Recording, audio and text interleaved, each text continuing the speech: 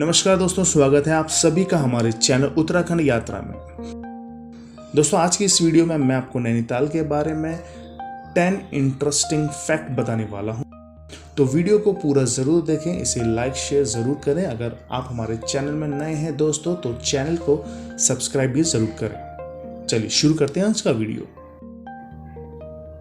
Lake city के नाम से मशहूर हिमालय के पहाड़ों में बसे नैनीताल के सौंदर्य से भला कौन परिचित नहीं है। दोस्तों, प्रत्येक वर्ष लाखों की संख्या में पर्यटक इस शहर की सुंदरता देखने के लिए खींचे चले आते हैं।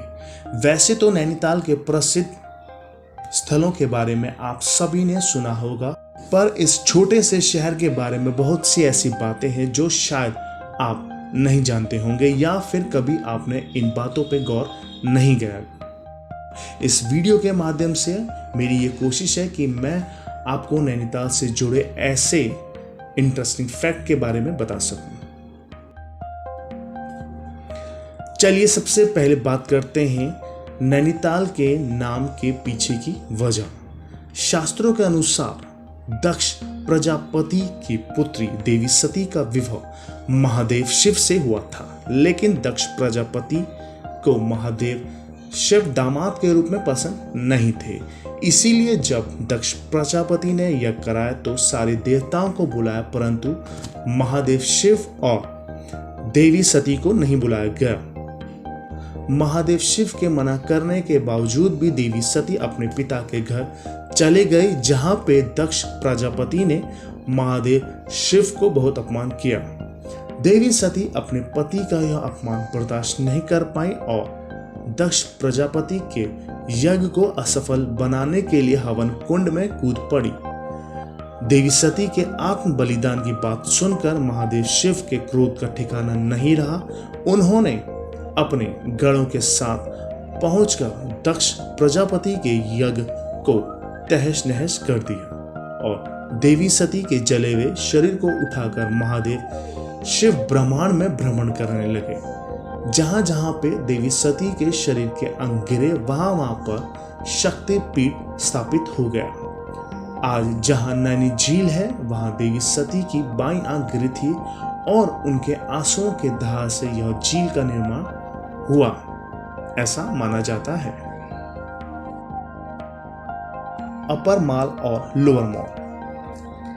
हर एक हिल सिटी की एक खासियत है कि वहां एक ऐसी रोड जरूर होती है जिसका नाम माल रोड होता है, लेकिन नैनीताल में एक नहीं बल्कि 2 माल रोड हैं, अपर माल और लोअर माल रोड, जिनका निर्माण ब्रिटिश काल में हुआ था। ब्रिटिश राज में अपर माल रोड खास तौर पे इंग्लिश लोगों के लिए थी और लोअर माल रोड आम भारतीयों के लिए थी।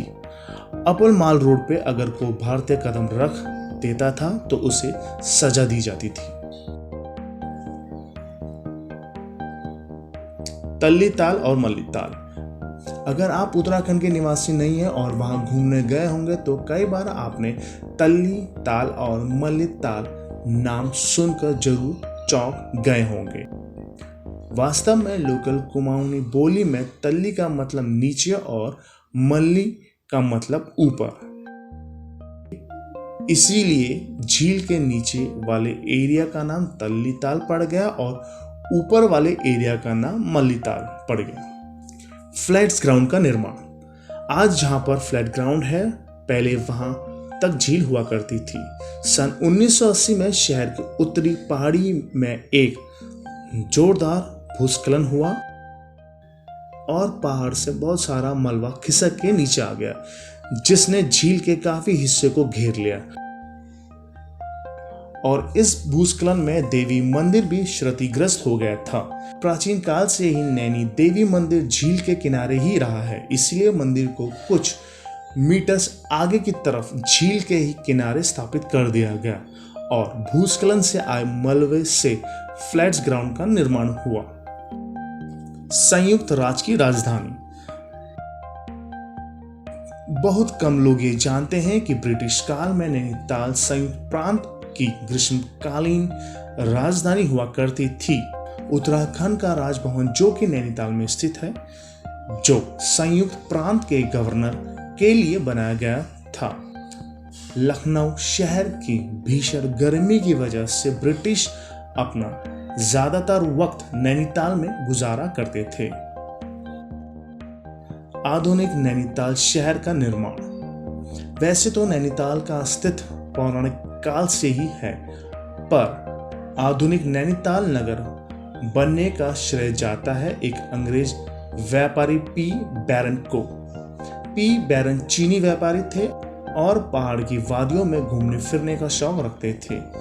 एक बार वह हिमालय भ्रमण के लिए निकले हुए थे तथा खैरना नामक स्थान पर उन्होंने विश्राम किया, जहां इसकी मुलाकात एक स्थानीय युवक से हुई। युवक ने बताया कि सामने वाली पहाड़ी को शेर का टांडा कहा जाता है और जिसके दूसरी तरफ एक बेहद सुंदर झील मौजूद है।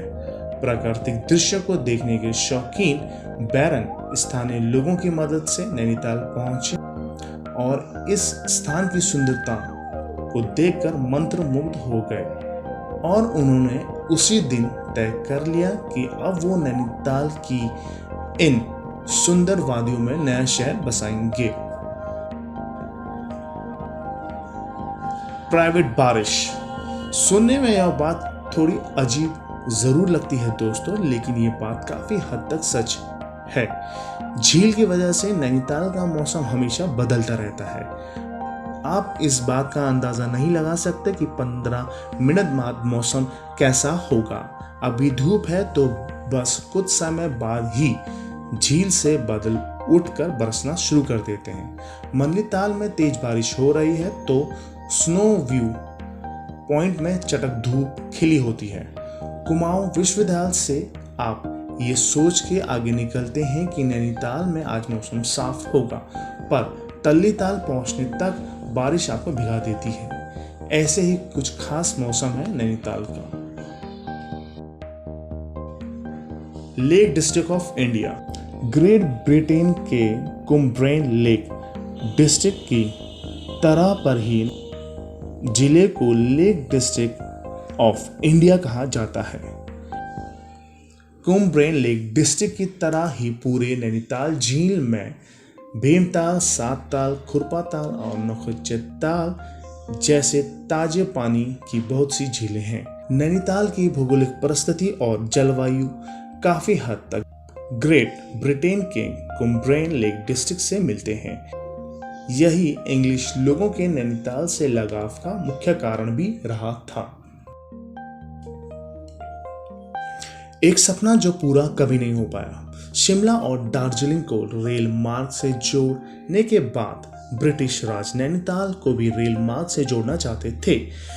इसके लिए बाकायदा सर्वे भी किया गया और यह पाया गया कि शिमला और दार्जिलिंग की तुलना में नैनीताल में भूस्खलन की संभावनाएं ज्यादा है। इसीलिए ब्रिटिश राज ने नैनीताल रेल लाइन का निर्माण करने के लिए विशेष तकनीक का इस्तेमाल करने का फैसला किया। लेकिन इस योजना को अमल में लाने से ही पहले भारत को ब्रिटिश राज से स्वतंत्रता मिल गई और काठगोदाम से नैनीताल तक की यात्रा रेलगाड़ी से करने का सपना एक सपना ही बन के रह गया। अगर आप हमारे चैनल में नए हैं तो चैनल को सब्सक्राइब भी जरूर करें।